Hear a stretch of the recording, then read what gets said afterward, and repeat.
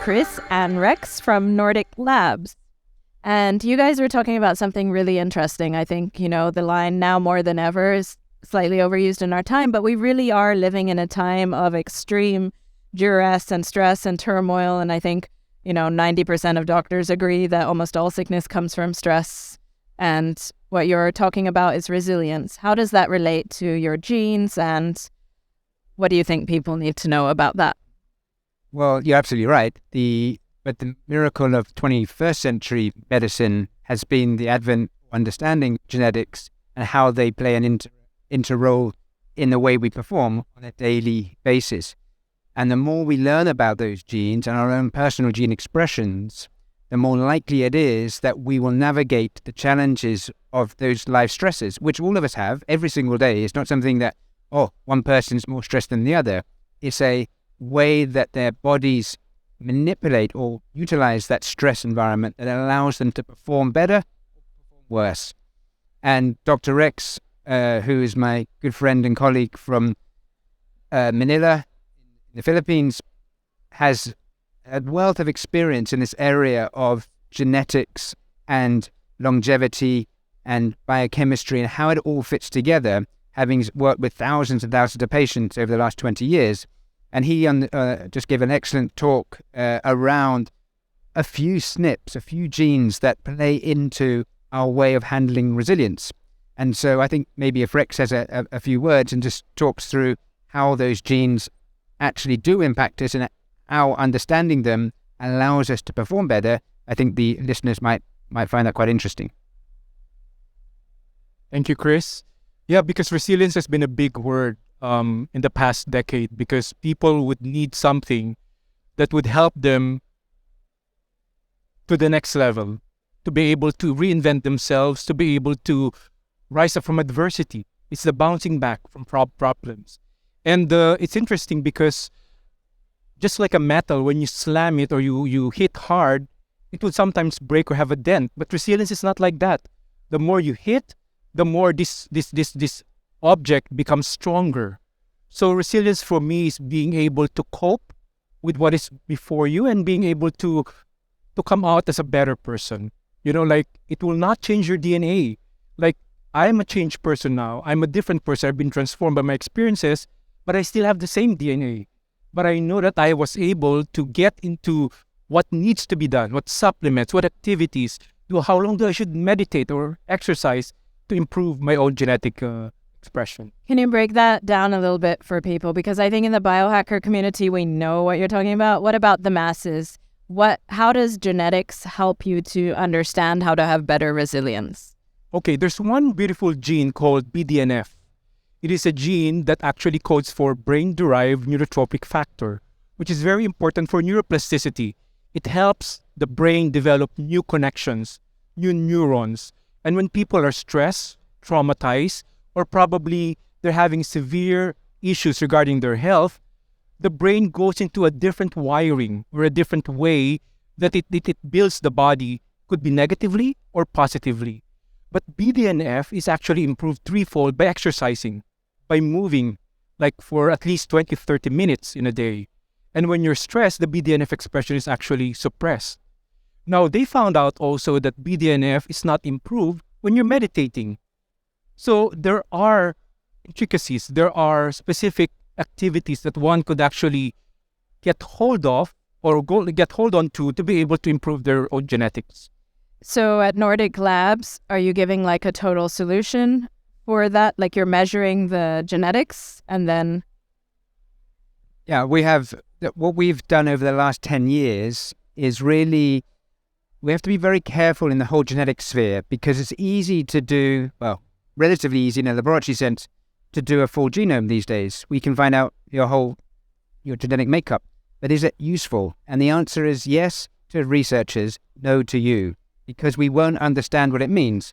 So our job has been, in the last decade, is to get panels that have really valuable data that people can deal with in a very specific area. So, for example, resilience. We now know these gene expressions around BDNF. Which one do you have, and how should you manipulate that knowledge to protect yourself against the the rigors of or the threat of stress. Likewise, we have a DNA pain, which measures those genes that are associated with pain. So some people have a lower threshold than others to certain problems caused by their genetic expression. So what our job is to help doctors and then patients understand, okay, we can do this test for my problem area right now.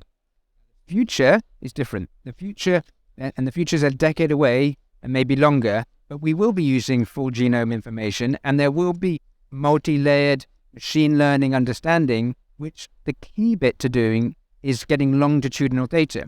So if you change a performance based about doing something, that should be recorded so that we can then begin understanding the threats in our body better. Very interesting. You said about how like your gene stays the same, but you feel you have an improved experience. How does that tie in with what you guys are doing, like measuring? Because obviously it's not just what's happening in your body, right? Resilience is something that's, yes, great, you can measure it in your gene, but finally it's your attitude and a whole lot of other factors. So how does it all tie in together for people who are watching and they think like, okay, I want to test and find out? Well, I think there's value to being aware of one's own uniqueness. We may not probably see ourselves as someone similar to our parents or siblings or friends, but we are unique. And to measure that is actually important to create that cataclysmic change in the body. And we do like easy to do tests, like in a kit, like you can do it at home and you don't need a laboratory technician to come to you. It's like a blood spot and sometimes urine or sometimes saliva. These are very simple sample testing that you could actually bring to your home and be able to connect you with the right practitioners. I think what you're talking about is like giving power to people to take control of their own lives and health. I think the biggest thing, and I said this probably last time we spoke, but the biggest thing that we have to focus on in the next decade is the ownership of health. Who owns your health? And the problem is that we rely on our doctor to be the fountain of knowledge.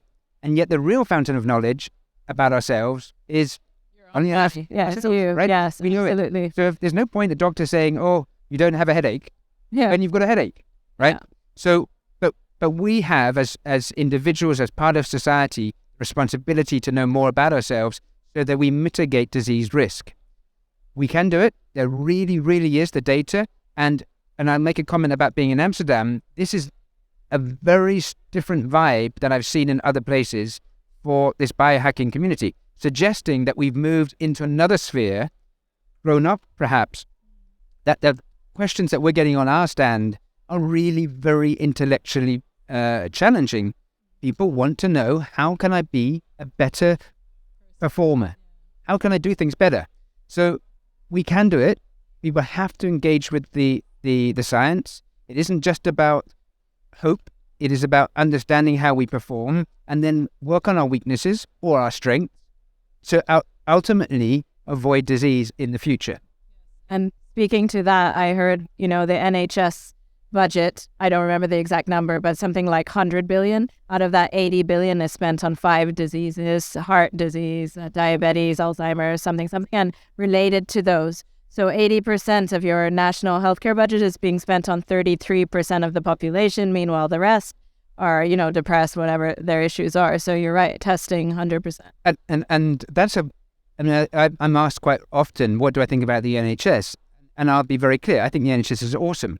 It's done a fantastic job over the last nearly century at delivering care for whole populations.